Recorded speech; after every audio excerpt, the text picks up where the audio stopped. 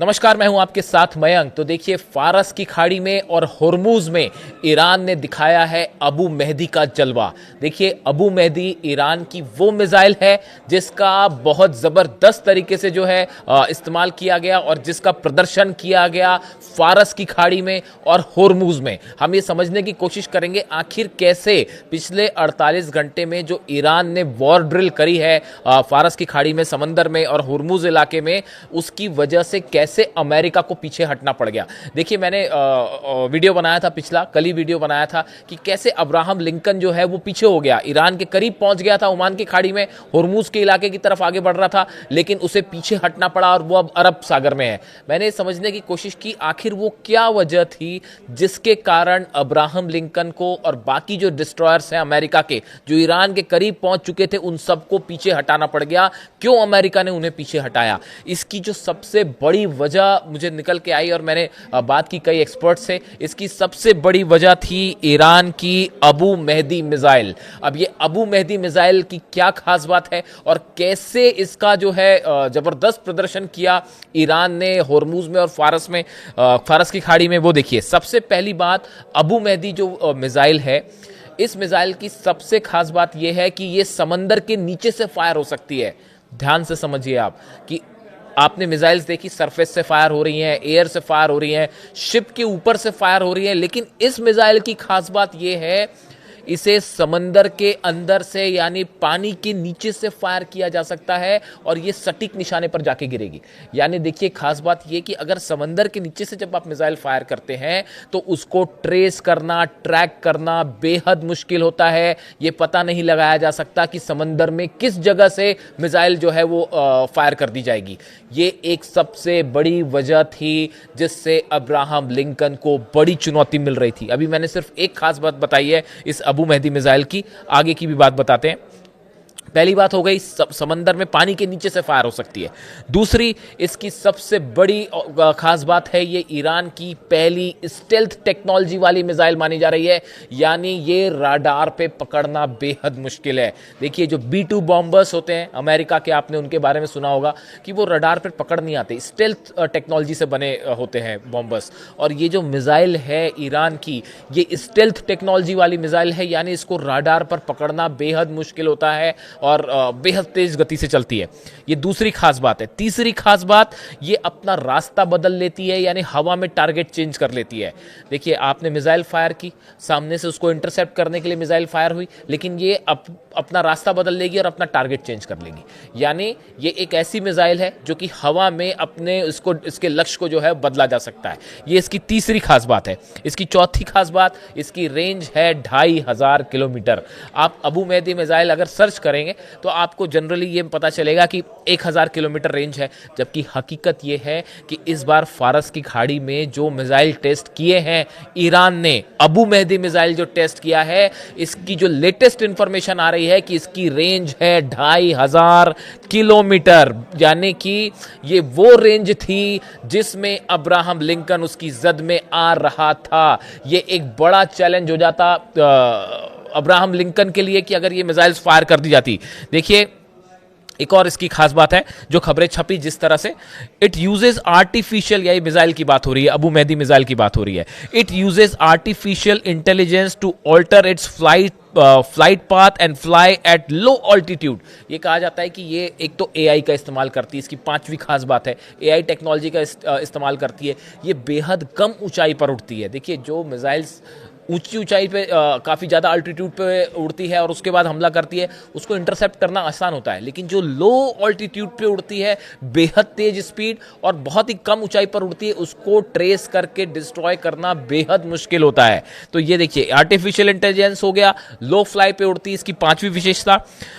This range allows Iran to threaten vessels far beyond the Persian gulf.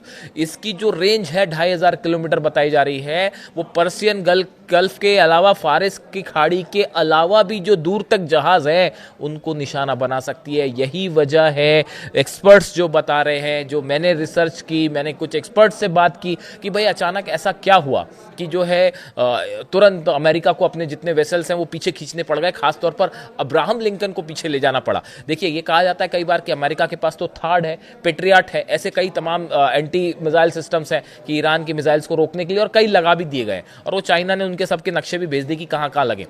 लेकिन जो experts बताते हैं, जो मिसाइल टेक्नोलॉजी के एक्सपर्ट्स हैं, वो ये बताते हैं कि एक तो पहली बात, ईरान की मिसाइल के बारे में आप कुछ भी प्रिडिक्शन नहीं कर सकते। वो पांच डिफेंस सिस्टम लगे थे इसराइल में, आयरन डोम लग गया था, एरो लग गया था, थार्ड लग गया था, पेट्रियट लग गया था, और डेविड स्लिंग लग गया था। 5 सिस्टम को भेदते हुए ईरान की मिसाइल्स गिरी थी इसराइल पर। यह बात अमेरिका के डिफेंस एक्सपर्ट्स अच्छी तरह से समझते हैं। कोई गारंटी नहीं है कि ईरान ने अगर अबू मेहदी मिसाइल मार दी समुंदर से, तो उसको आपने एक साथ मान लीजिए 40-50 मिसाइल फायर हो जाए अब्राहम लिंकन पर, तो बचाना मुश्किल हो जाएगा उसके लिए। तो ये जो है, ये बात को ध्यान में रखते हुए अब्राहम लिंकन को पीछे खींचा गया और उसको एक ऐसी पोजीशन पे लाया गया कि वो 2500 किलोमीटर वाली जो रेंज है उससे दूर रहे, ताकि अचानक अगर ईरान ने हमला कर दिया। और देखिए, इसलिए उसको पीछे खींचा। ईरान कहाँ मानने वाला। जो खबरें आई हैं नई, जिसको लेके सेंट्रल कमांड जो है अमेरिका की, उसने आपत्ति भी जताई कि भाई ऐसा मत करिए, वो ये है कि ईरान के जो ड्रोन्स हैं, वो जब अब्राहम लिंकन आया तो पहली बात तो ईरान के जो ड्रोन है वो मंडराने लगे, उनकी फ़ोटो खींचने लगे जहाज़ों की, ऐसी कई फ़ोटो भी बाहर आई, और वो आसपास सर्विलांस करने लगे। तो अमेरिकन जो नेवी है वो इस बात से परेशान कि भाई ऊपर ईरान के ड्रोन मंडरा रहे हैं, ऊपर ड्रोन मंडवा रहे हैं, वो सब कामकाजी ड्रोन की सीधा आके गिर जाए, अपने साथ वो पेलोड लेके आए हैं, हथियार लेके आए हैं, वो गिरा दे तो समस्या। तो वो मंडरा रहे थे, तो सेंट्रल कमांड ने कहा कि पहले इसको बंद करिए। उस पर मैंने वीडियो भी बनाया कि आप हमारे ऊपर मंडराइए। जब उन्होंने पीछे खींचा अब्राहम लिंकन को, जब उन्होंने अरब सागर में वापस ले आए, तो उसको भी फॉलो किया ईरान के जो ड्रोन से उन्होंने, यानी उसको बाकायदा छोड़ के आए ओमान की खाड़ी से। फारस की खाड़ी, जो हॉर्मुज इलाका है, ओमान की खाड़ी वाला जो इलाका है जहाँ पे ये जहाज पहुँच गया था, जब वो पीछे हटना शुरू हुआ तो ईरान के ड्रोन बाकायदा उसको फॉलो करते रहे, ऐसी खबरें आ रही है। और वो बाकायदा उसको छोड़ के आए कि अरब सागर तक पहुँच गया, उसको फॉलो करते रहे, ऐसी भी खबरें। तो देखिए, कुल मिला के जो बात मैं कहना चाह रहा हूँ ये कि इस बात को, अगर आप जब वॉर की बात होती है, वॉर टेक्नोलॉजीज़ की बात होती है, मिसाइल्स की बात होती है, तो हर बारीकी पे नज़र रखी जाती है। और बताया जा रहा है कि ये अबू मेहदी जो मिसाइल है, एक तो बहुत एक्यूरेट मिसाइल भी मानी जा रही है कि इसका निशाना बड़ा सटीक होता है, और ये जो है 2500 किलोमीटर रेंज और समंदर के नीचे से फायर होने वाली, ये एक बड़ी एडवांसमेंट है जो ईरान ने किया है अपनी मिसाइल्स को लेकर। और बताया जाता है इसकी ये बड़ी वजह रही, जिसकी मिसाइल बड़ी वजह रही कि अमेरिका ने पीछे खींचे जहाज। अब एक छोटी सी हिस्ट्री आप अगर जानना चाहें कि अबू मेहदी मिसाइल का नाम, अबू मेहदी इस मिसाइल का नाम क्यों रखा गया। अबू मेहदी मिसाइल का नाम इराकी कमांडर अबू मेहदी अल मुहंदिस के नाम पर रखा गया है, जो इराक की पॉपुलर मोबिलाइजेशन यूनिट्स के उप प्रमुख थे। इस ईरानी नौसैनिक क्रूज मिसाइल का अनावरण 20 अगस्त 2020 को किया गया था, जब पहली बार ईरान ने बताया था कि हम ये मिसाइल बना रहे हैं, और वो 2020 की बात है। और गौर करने वाली बात, जिससे ये जो इनकी बात हो रही है, अबू मेहदी अल मुहंदिस जिनकी बात हो रही है, अबू मेहदी अल मुहंदिस, इनके नाम पर ही ये मिसाइल रखी गई है। ये इराक के कमांडर थे, और ये जो हैं कासिम सुलेमानी साहब जो थे, जो शहीद हुए इराक में, अमेरिका ने हमला किया था और उस हमले में वो शहीद हुए थे, और उनके साथ ये भी मौजूद थे, और इनकी भी मौत उसी हमले में हुई थी। और जिसके बाद जो है अली खामेनी साहब ने भी जब बयान दिया था, कासिम सुलेमानी साहब की जब शहादत हुई, उसके बाद जो है बयान आया था अली खामेनी साहब का, तो उन्होंने इनका भी जिक्र किया था, अबू मेहदी अल मुहंदिस जो है, इनका भी जिक्र किया था। उन्होंने कहा था ईरानी राष्ट्र महान मेजर जनरल सुलेमानी और उनके साथ शहीद हुए अन्य शहीदों, विशेष रूप से महान अबू मेहदी अल मुहंदिस की स्मृति का सम्मान करेगा, और मैं पूरे देश में 3 देशों के शोक की घोषणा करता हूं। मैं उनके परिवार के प्रति संवेदना और सहानुभूति व्यक्त करता हूं। ये बयान आया था अली खामेनी साहब का जब कासिम सुलेमानी साहब की शहादत हुई उसके बाद, और उनके साथ ये भी मौजूद थे इराक के कमांडर। और इन्हीं के नाम पर ईरान में देखिए जितने मिसाइल्स हैं, ड्रोन्स हैं, अगर आपने कभी देखा हो तो तो जो कमांडर्स शहीद हुए वो अपने शहीदों का हमेशा सम्मान करता है ईरान, और किसी ना किसी मिसाइल का नाम, किसी ड्रोन का नाम, किसी जेट का नाम उनके ही नाम पर रखे जाते हैं। तो ये जो अबू मेहदी मिसाइल है, बताया जा रहा है कि इराक के जो कमांडर थे, जो हमेशा ईरान के साथ रहे और अमेरिका के खिलाफ हमेशा वो लड़ाई करते रहे, उनके नाम पर, उनके सम्मान के तौर पर ईरान ने इसका नाम रखा था।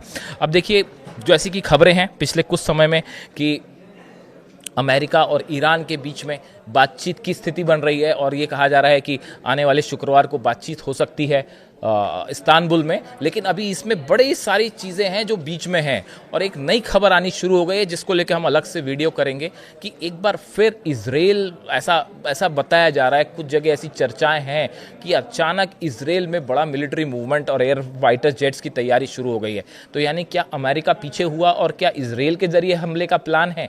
इस तरह की भी बातें सामने आ रही हैं। इससे जुड़ा जो भी अपडेट होगा मैं अगले वीडियो में आप तक ज़रूर पहुंचाऊंगा। ये वीडियो आपको कैसा लगा कमेंट करके ज़रूर बताइए। Thank you so much.